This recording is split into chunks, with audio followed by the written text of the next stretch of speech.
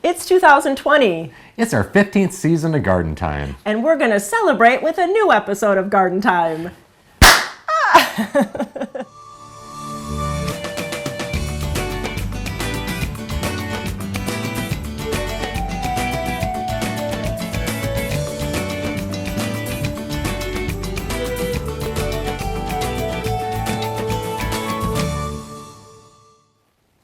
Welcome to Garden Time.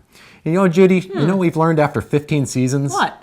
To start the season inside. It is nice to be warm. But later in the show, we will take you outdoors to show you how to prune your blueberries. And we'll be taking a look at some great shrubs for some late winter interests. But coming up first, how to prune your roses.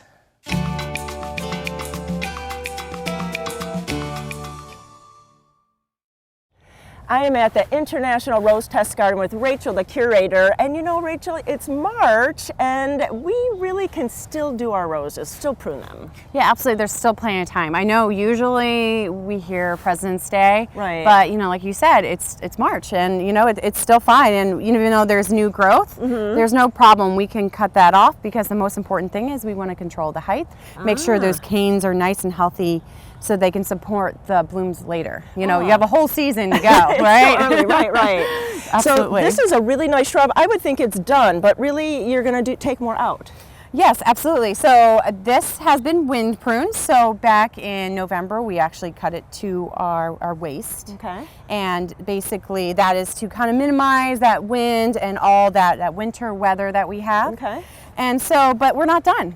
Okay, now it's spring. Now we're going to do spring pruning. All right. And the reason why we wait to do spring pruning and not do it all in November is because there's always that potential for frost damage. Oh, okay. So you can tell it's frost if the tips are black. And so if that were to happen after we spring pruned in November, then we have to go down even further. Oh, sure. So it's better just to wait and do 2 prunings. Oh, okay. But you know, usually, you know, I think we're, you know, knock on wood. Done with winter, maybe. Done with winter, at least the frost bad potential. parts, right. So now it's time to spring prune. All right. Okay, so now we have a lot of things. The first thing I would do is take out anything that is thinner than a pencil. Okay. So, and you know what? I'm going to kind of go back and forth between loppers. I can hold Okay, those. there we go. All right. So anything that's thinner than a pencil, and anything that's brown, if it's brown, take it down. Okay. So we have one that's both brown and small, so I'm going to take those out first. And I would recommend taking out the small and thin stuff first, because then it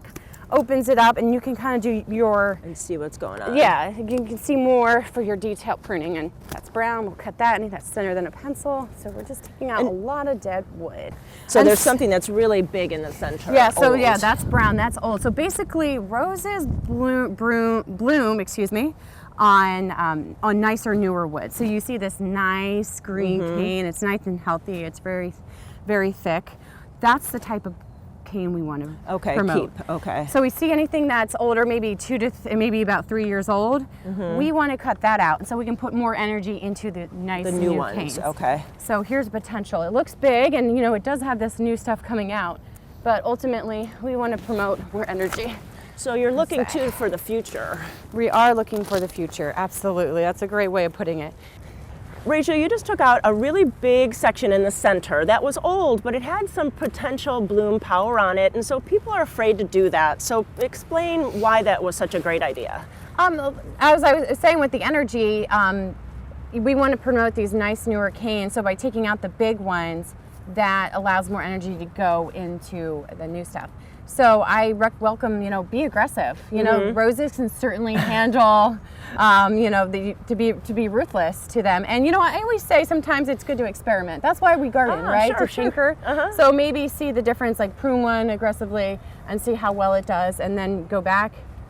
So that's what I would recommend. But you can be aggressive with them, that's for sure. Right, and all of this, it's still so early, all this foliage is just going to push again. Yeah, absolutely. I mean, you can see how much has happened in like just a couple weeks. So, right. You know, come back in even a couple more weeks and it will come back with a vengeance. And Rachel, in this other rose bush that you put over here, you finished it, and Yes. you really took out a lot there. Absolutely.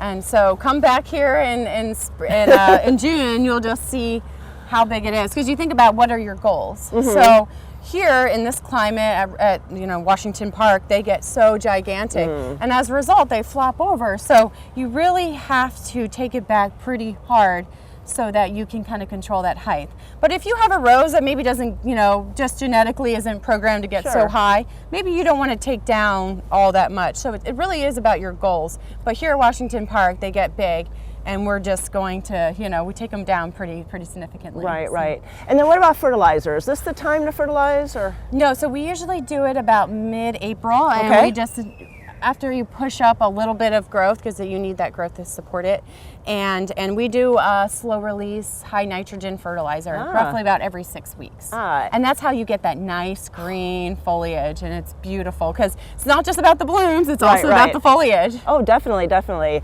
And really, you have to come out and see the roses here. If you haven't been for a couple of years, there's always things going on. Rachel and her crew and all the volunteers do an amazing job. So please come out to the Washington Park, to the International Rose Test Garden, and see all the beautiful roses, but do yours at home too. Rachel, thanks so much. Oh, thank you. Thanks for having me.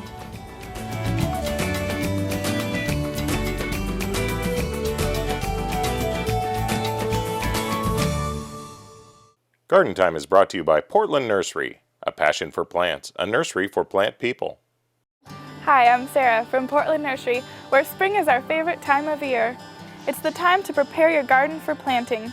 We invite you to get a jump on spring with our huge selection. Let Portland Nursery's staff of professionals help with groceries you can grow. We've got the seeds, veggie starts, and expertise to ensure your success. Visit portlandnursery.com for a list of classes and special events.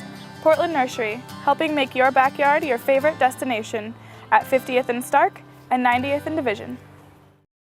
Since 1982, the Wall has been making local gardens beautiful, naturally.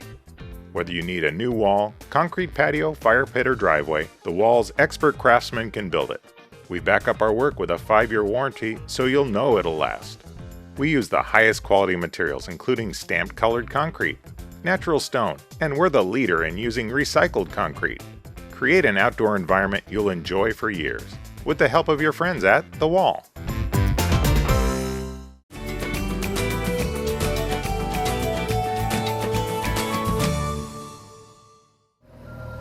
Well, here we are. It's late winter, early spring. I'm out here with Sarah from Portland Nursery. Always a pleasure to come out here. Thank you. And so today we have a few, early spring blooming shrubs that we're going to be looking at today.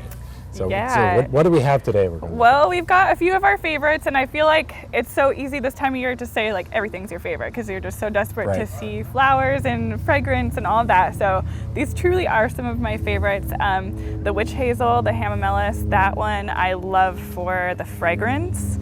It is just so soft and subtle, but just delicious. And the way that the flowers are just so many different colors this time of year really pops in the landscape, and it's a really great small tree / shrub kind of. Because it gets about 10 to 12 feet, feet tall and a nice vase shape. Yeah, so it can really have a presence in the garden, as well as this magnolia stellata, and it's the star magnolia. So it has a really unique shape. I feel like it's a kind of a modern shape, and when they're older, the trunks get very I don't know, they just have a lot of character. So that's another one of my favorites, small as well, about 10, maybe 15 and max. Even when it's not blooming, you have these real fuzzy buds on it, which is cool looking. Yeah. And then we've got some ribes, the flowering currant, which are great for the hummingbirds. Yes. And they have a really vertical shape, so I feel like it gives a really unique shape in the garden to kind of just spice it up a little bit. And yeah, they just go crazy for these flowers. Usually you see them in kind of a nice dark pink color, but this is kind of a neat one with this actual white bloomer. Yeah, with the white and the dark pink. So we've got both. Very, very good choice. And this guy down here. Yes, hellebores. I guess they're kind of winding down now, but I think they're just such a beautiful flower for a time of year when everything is sleeping. You get these just gorgeous, just one of those first signs of spring. Yeah, it's one of my favorites for that reason. And lots of colors of these too, right? Yeah, so many different sizes and shapes. You got the doubles, singles, some with freckles. They are evergreen, drought tolerant, shade tolerant, so they're just a really great flower. Very, very versatile. Yes. And then from the new ones, you have This guy here, which has been around for a long time. Right? Yes, the forsythia, and I think we chose that just because it's a little bit different. We're just kind of focusing on different things this time of year, and I think with this one, it's just one of those where you drive by and it's just all you see. If it's in a landscape, that's all you see is just this. Once it's in full bloom, it's just a blaring yellow Definitely color. a sign of spring. Yes. And then this cute little guy here, what do we have on this? Yeah, Corylopsis, and it's just such a cute little one. You know, to give us just that kind of delicate flower in the garden. It's got kind of a wintry look, but yeah. Because it is a very soft, delicate look. But this looks like it's more kind of a mounding, arching look as opposed to some of these taller uprights. True, we're looking at a lot of uprights. This is definitely more of like a low, wide shrub that we've got there. And then our classic camellias. Yeah, you can't mess with those this time of year. Just having those big flowers as well, evergreen. People are probably pretty familiar, but you know, they're just gorgeous. Glossy leaves. Yep, that's why we picked those. And then also some heather, which I see around, and I'm always thinking I need to have a heather in my yard. At this time of year, they do give a different shape as well and texture. So it's just. And so lots of great choices for adding color to the garden for this time of year. And so there's small sampling here, and if you want to come out to Portland Nursery and see lots of great choices, or you can also visit them on the website. So thank you very much for having us. Thank you.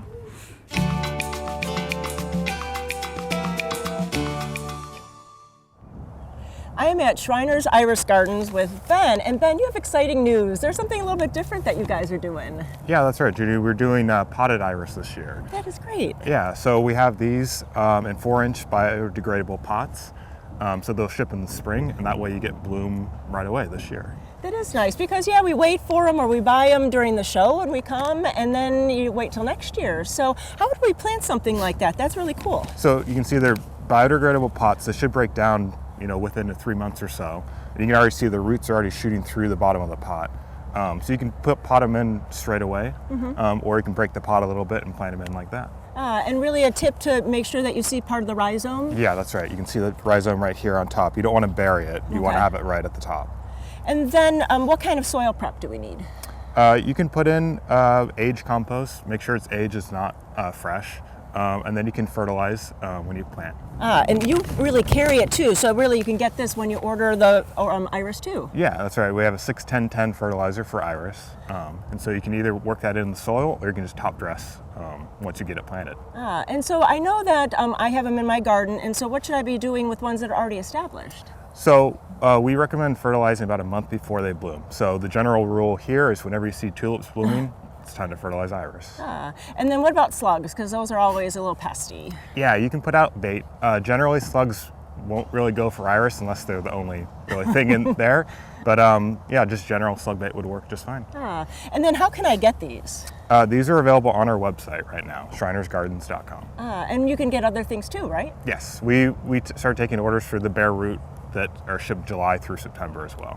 And you also have daylilies? Yes, we have daylilies. Select bare root daylilies will ship in April. The rest will be June through September. And then we also have oriental lilies available for April shipping as well. Wow, so many new things going on at Shriner's Iris. And you know their festival is going to be in May, so mark your calendars because we'll be talking about that again. But go to their website and you can get some iris that'll be blooming this year. Thanks so much, Ben. Thank you, Judy.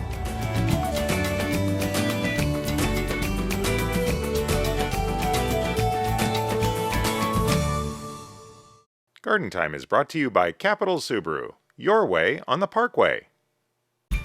So I talked to some of the people here and they were giving me a pretty good deal on trading my truck in. So then I went home and got her and I said, okay, come pick out a Subaru. I felt like the entire process was transparent and that they were really honest and open with us about everything, and that made it easier to want to purchase from Capital. I think they want to keep, you know, loyal customers, and I never got that from any other dealership. Capital isn't on the Parkway, they are the Parkway. Welcome to Blooming Junction, where it's easy to connect with nature. At Blooming Junction, you'll find beautiful, healthy plants, good, fresh food, and a place to regain peace and calm in your life. We have an unsurpassed collection of unique and distinctive plants and the expertise to help any gardener be successful.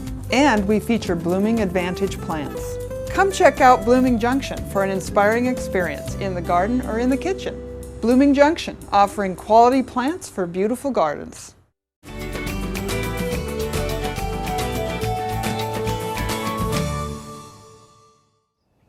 So here we are today with Thomas out in Seabright Gardens. Hi, Pleasure Ryan. to come out and enjoy your beautiful gardens out here. Oh, thanks. So there's, it's end of winter, spring's starting to pop up, and we're out in the garden and we're getting ready to divide. Yeah. So what are we looking at today? Well, I thought we'd work on epimedium division today, and we want to get those done really early. This is getting to the end part of the time when you want to divide epimediums, because as you can see down here on this epimedium, you see the new shoots are just coming right here. Yeah. And they're very tender, and they break very easily. So a lot of times the blooms come before the foliage. So we want to get this done really early. So the best time actually to do these is December and January. But some of the later varieties that are just coming now, we can still do. Okay, so you don't want to see generally have any of those shoots. Correct. You want to do it before, but it makes it much easier. But we just get underneath the clump and pop it out of the ground like that. And we could leave part of the clump and just take a piece off it, but we're going to dig the whole thing and divide it, and it's pretty easy when you get it up. Right, you can really start to see where the roots are coming apart. And and you can see now that it's far enough along, you can actually see the shoots coming everywhere. So but just kind of break it where it seems like it's the weak spot. Let it break on its own. Okay, so it kind of tells you. Exactly. Around where it wants to go. Exactly. Just usually you don't need to use the knife if you can just pull on the bottom of the roots and pull it apart. Okay. Like that, and just keep pulling a little bit, and depending on how many plants you want. Is it possible to get too greedy and go too small? As long as it's got a shoot on it, it will grow. We could keep going down further on this one here, but they're gotta. Let me see if I can get it. Might have to use the knife just a little bit, but put the knife in at the bottom if you're going to do it, not from the top, because you could cut through some of the. Okay, but go in and have the little harder root part that's down there that you need. Yeah, go down underneath like this in the bottom, and then let it come apart where it wants to. So you just kind of start that cut and then... Exactly. But this is like a good start. You can see there's lots of shoots on that. See, there's a little flower bud coming there already. So that's why we want to do this early, because these things get up and they break very easily, and then you've lost the bloom. So do you need to do this every year? Or no. Epimediums are good for a long time. You can leave them in place for years. This is a clumping variety, so it's not a ground cover type, but... no, they can stay in place for a number of years. This is just if you want to make more, share them with your friends. or like we do, propagate them out. Right. So if you were to take a smaller clump like this and plant this, about how long would it take to kind of rejuvenate itself? This will go ahead and still and bloom this year. We've actually divided them when they're actually up and starting to flower, and they've still continued to flower. But this probably in about 2 years, maybe 3, it'll be back to the same size again that it was here. So, but yeah, they're fills them pretty rapidly. Exactly, actually. No, they're pretty easy to divide. So now that we have all of our chunks, divided out and separated, we probably need to plant it back in the hole. Right. So what do we need to do in order to go back in? You can see I've got lots of compost in the soil here already, so my soil is very good because I've worked really well with it. But anything you can do to make the soil loose and fluffy and humus rich like that, will be great for the epimediums. Okay. And then just fluff up the soil a little bit. Is there any special fertilizer that they need to use, or transplant? I don't use any fertilizer, but you definitely could. I don't use fertilizer in the landscape because I use compost, mulch with compost every year. Your soil is so the soil is really good. But yes, they respond to most anything. In the containers, we just fertilize with a well-balanced fertilizer all the time, and you can do the same thing in the landscape, and they respond well to that. But yeah, just plant them in. You can do three pieces like that to make a clump, faster clump, and then just barely cover it, and you can completely cover the crown like that and let it come back up through. You could take the rest of your divisions and either pot them up into a container to share, or for put sure, it back in the garden. For sure. And then what variety of epimedium was this? This is Making Waves, and it's a variety that's really known for its foliage, because the foliage is really wavy and ruffled, and that's where it gets its name. But it's really unique. And these you can find here out at the nursery and online on definitely. We have this and about 150 other varieties of epimediums for sale. So there you have it. How to divide your epimediums in the wintertime to proliferate the clumps that you have and share them with others. And you can come out here to Seabright Gardens and buy them out here, or you can purchase them online on your website. Thank you. I appreciate it. Thank you. Thanks, Ryan.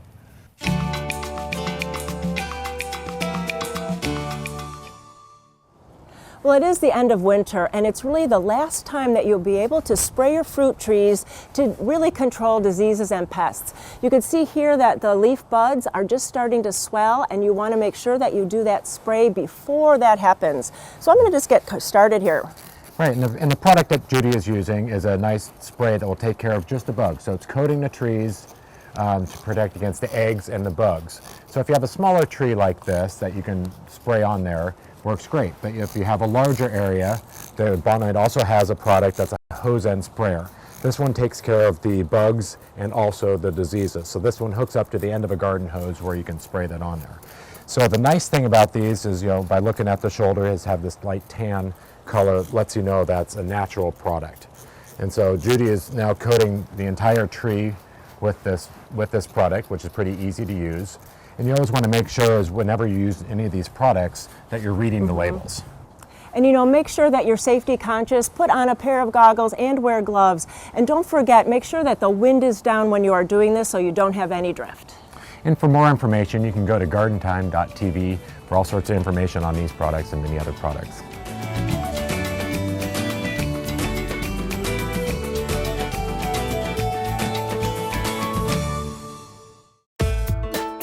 Over the 30 years that our family has been in the nursery industry, we've learned that anyone can supply a customer with plants and garden supplies. But it's supplying those plants and supplies backed by a knowledgeable staff that can transform a garden and take it from ordinary to extraordinary. That's what we do at Sagawa Nursery. Why be ordinary when you can be extraordinary? Sagawa Nursery, growing beyond the ordinary. Come to where the color is. Come to Egan Gardens. We've worked hard growing healthy plants for you so that your gardening is easy. Add sparkle to your garden with our perennials, container plants, and skillfully designed baskets and planters. Spring is here. Check out our specials on seeds, tools, and fertilizers. Plus, stop by for one of our great garden classes. Egan Gardens, where it's all about the plants. We're located west of I-5 at exit 263 on River Road.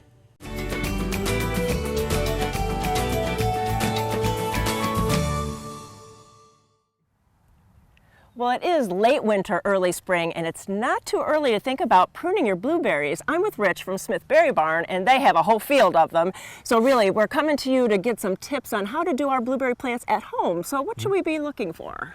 Well, now we're into February, so these have technically been pruned, but you can still go through, stuff's budding out now, so we can still go through and prune a little bit. What you really want is an open vase-shaped form. Anything broken, any visible disease, anything crossed you want to cut out. You want good airflow in the middle there, and then really what you want is like 7 to 9, 10 good-sized canes for your majority of your fruit. So we go through and we cut some of those big ones out each year. Usually like a third of growth gets cut out. Wow. But now you were showing me that you can tell now because they're starting to bud out, which is a flower bud and which is a leaf bud, which is really important. So show us that. So like if you go into this one, anything the round, they're kind of, those are going to be the fruiting buds on the out tip, and then anything pointed and small are going to be the leaf buds. And then they're smaller. Yeah, and why is that important if we're pruning? Because of, that we're going to take off some flowers possibly. So is that bad? Is that good? Ideally, you should do it in January before it has set those buds. But so, I mean, you're going to reduce those now if you prune them now. You're just going to increase the size of the fruit that's remaining. But that's not a bad thing. It's not a bad thing. Not a bad thing. And so if you can kind of show us what you'd be taking out here, just so we can have a visual. So anything like way out in the road like this, you can probably take it all the way down in the bottom.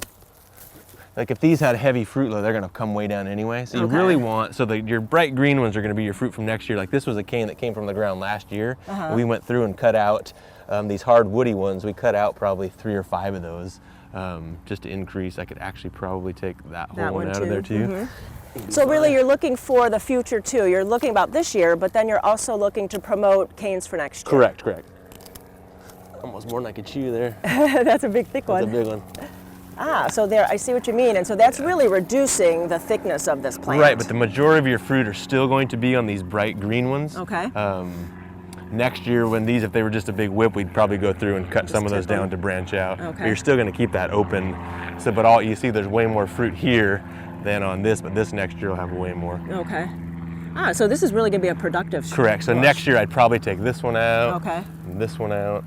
That's good to know. That really is good to know. And then I see that you have a really great mulch here with sawdust. So what can you tell us about that? So the sawdust is like a weed suppressant, and it keeps the roots cool. It keeps moisture there, and there's just no weed, or if the weeds do grow, they come out really easily. And really, you recommend sawdust versus a compost? I do. The sawdust really doesn't grow weeds, and then the compost, it's nutrient rich, yes, but I think it'll have weeds, and it's just a little bit easier to manage the sawdust. And you can put it on thick. I mean, Wow, every look at year, that. Yeah, every year it that's goes a on lot. like a foot thick. Yeah, that is great. And then where can we get it? Because I don't know if you can get this in a bag. A lot of your soil places like Grimm's Fuel in Oh, Sherwood okay, does sure. carry it. That is You great. can go buy a bucket or truckload. Well, how many blueberries do you have? Yeah.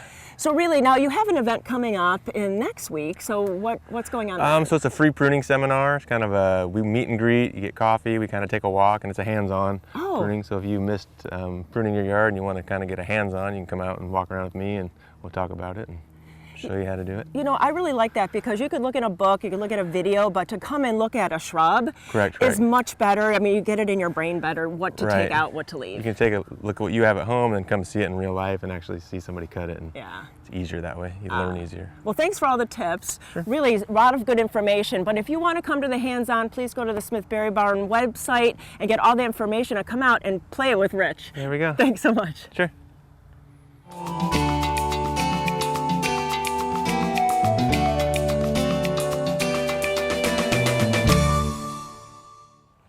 And our tip of the week this week is how to clean up our hellebores after the winter. So after a hard winter, we're left with all these kind of the scrummy, burned up foliage. So what we can do now that the new growth is coming up and have all these fresh new blooms, we'll just go in and clip out the old growth, the old leaves off the base. And what that does is it's left with just the blooms and the fresh new growth that will continue to grow and be nice for the rest of the year. And that's our tip of the week, is how to clean up our hellebores.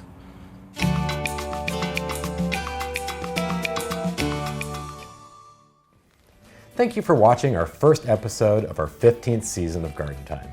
And as usual, please go to gardentime.tv for more information or to see the whole episode again. We appreciate you watching and look forward to seeing you next week on Garden Time.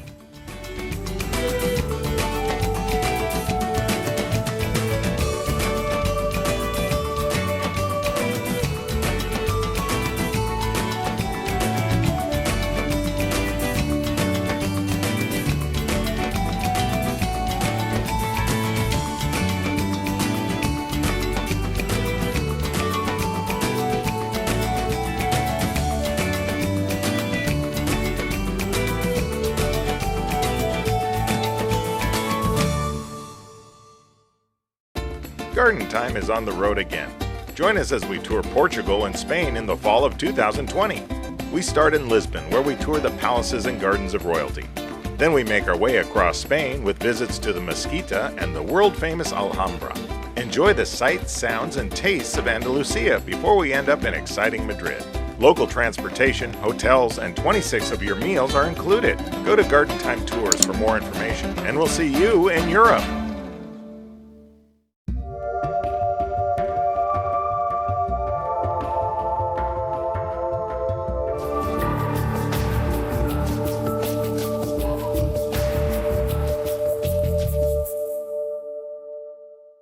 The proceeding was a paid program of the Guston Creative Group and its sponsors.